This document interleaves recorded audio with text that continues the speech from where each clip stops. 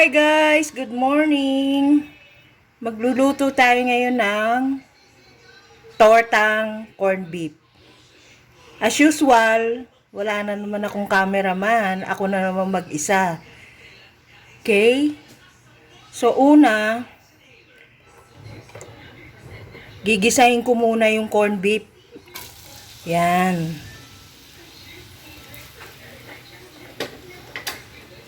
Gigisahin ko.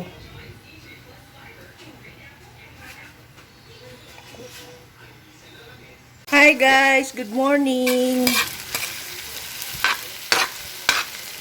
Magluluto tayo ngayon ng tortang corned beef. Una, gigisahin ko muna yung corned beef sa sibuyas at bawang. Yan. Yan. Ilagay ko na rin yung bawang. As usual, mag-isa lang ako. Walang tagahawak. Yan. Gisa. Yan. Medyo didiinan nyo yung sibuyas at bawang para lumabas yung katas. Okay? Pag translucent na yung bawang, sabihin makikita nyo naman pag pumuti na eh. Ihulog nyo ngayon yung corned beef. Ayan. Corned beef yan, yung libis. Yung ano yan.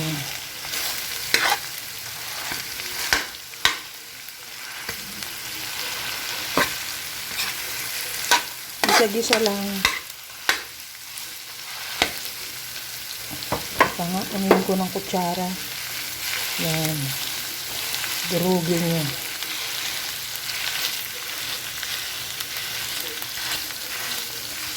Mahina lang yung apoy. Huwag masyadong malakas. Yan. Pag nasasawa na kayo ng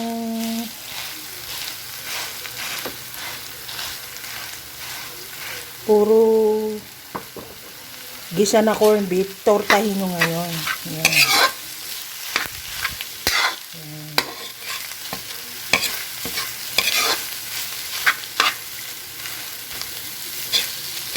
Actually, maalat na tong corned beef na to galing sa US.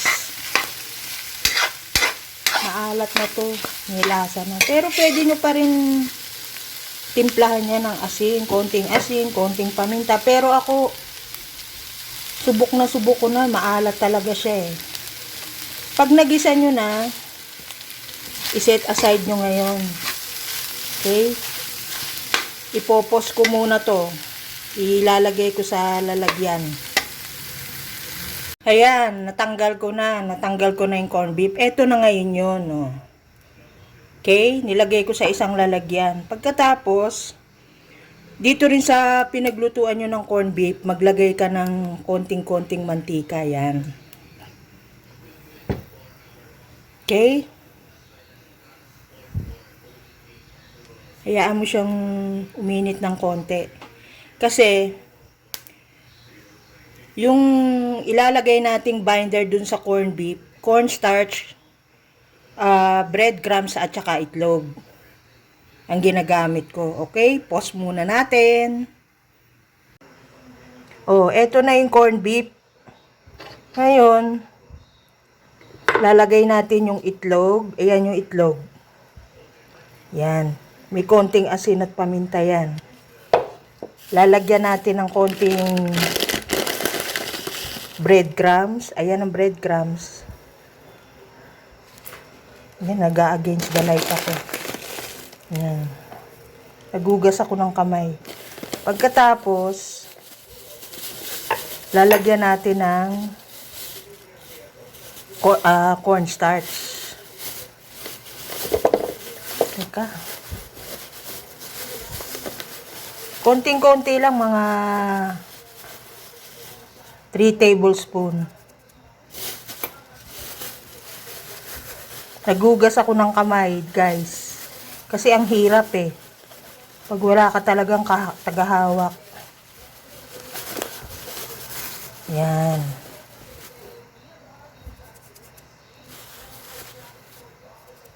Pagkatapos, halu-haluin mo lang yan hanggang sa mag-buy na silang lahat. Yung corned beef may ano na yan eh, may lasa na yan. May ano na yan.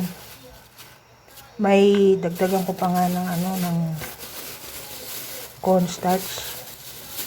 Ako. Natapo na ang cornstarch.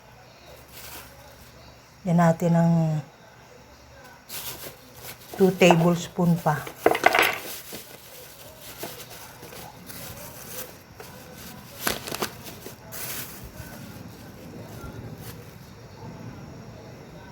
Yan. Tapos, haluin nyo ngayon yan.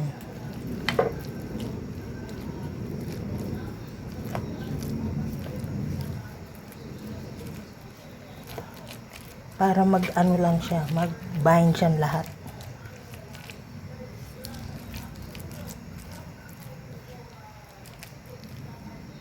Yan. Hirap talaga. Pero carry ko pa rin. Kayang-kaya. Yan. So, nahalo na natin yung corned beef. Yung ginisang corned beef. 2 itlog na scrambled, tapos binate, konting breadcrumbs at saka cornstarch. Mga 4 na tablespoon. Bahala na kayo kung tansya-tansyahin nyo na lang. Tapos yung itlog na binate, nilagyan ko ng konting asin at saka paminta. Ground. Okay? Lipat tayo ngayon dito. Yan. Piprito ngayon natin siya. Mga ganito, mga isang ganyan. Kasi ipaplat mo pa eh. Ilalagay mo ngayon dyan. Yan.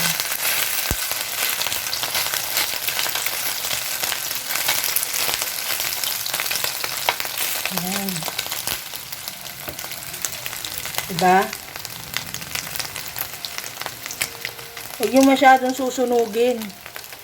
Para crispy sa labas, pero sa loob, moist pa rin yung corned beef. Yan. Mga 1 minute o mga 45 seconds para mabuo siya. Yan.